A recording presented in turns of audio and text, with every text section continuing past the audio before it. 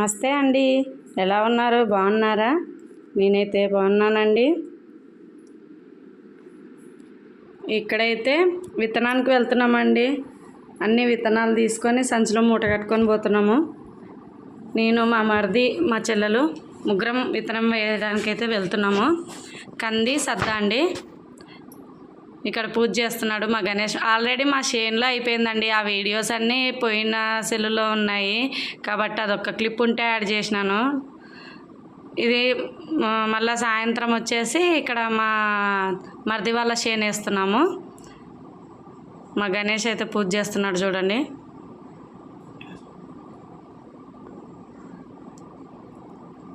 సంవత్సరం అంతా పంట కదండి, దీని మీదే ఆధారపడి బతకాలా.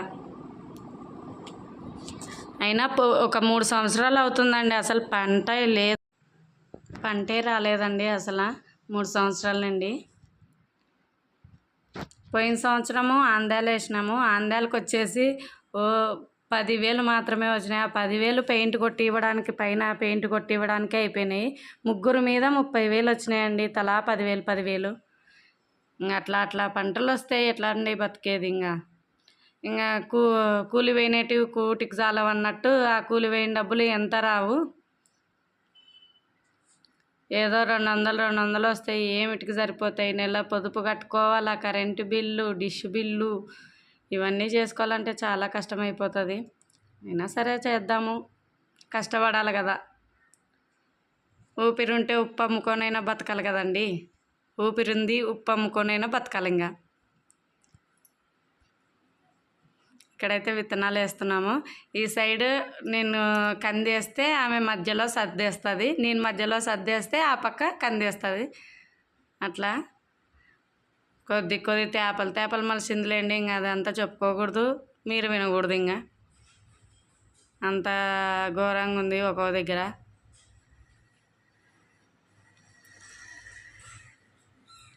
రైతు కష్టం అంటే చాలా కష్టమండి. రైతు పని చేస్తానండి, విత్తనాలు వేస్తా, దింతలు పడతా, అన్నీ చేస్తాను. పని అయితే రాదు అనుకోకుండా ఏదో ఒకటి చేస్తూనే ఉంటాను.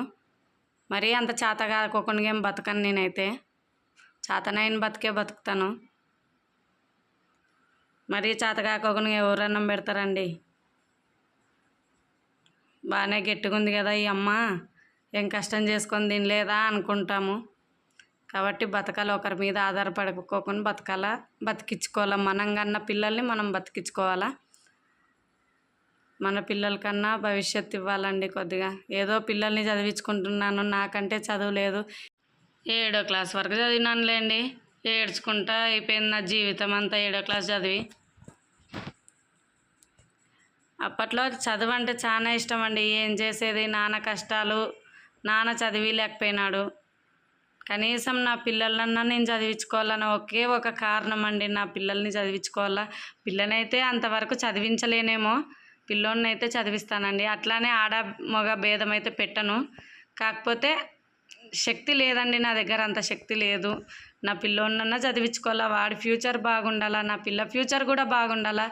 అందుకనే ఇంటర్ వరకు చదివిస్తాను. నా పాపను కూడా ఇంటర్ వరకు చదివిస్తానండి. చదువు పూర్తిగా లేకోకుండా అయితే చెయ్యను.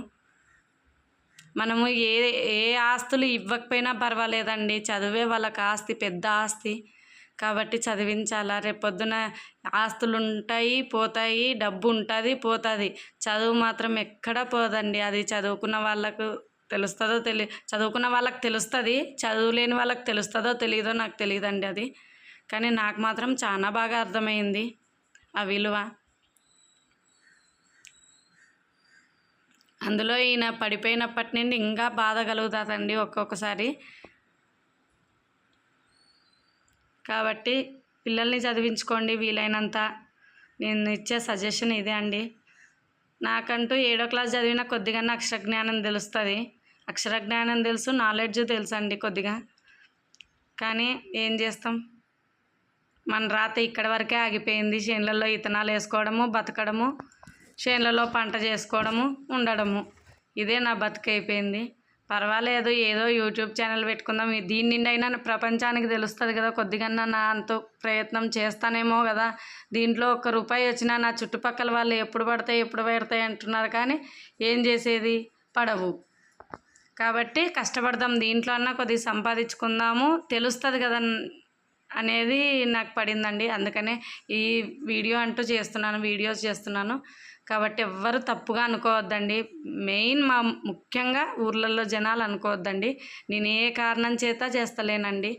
నా ఒక్క వీడియోస్ అందరికీ అందాలని కోరుకుంటున్నాను. ఇక్కడైతే ట్రైన్ పోతుంది చూడండి.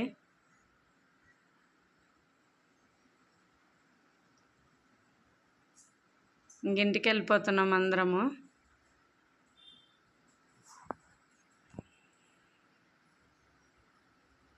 ఇక్కడ మా గణేష్ బాయ్ చెప్తున్నాడు.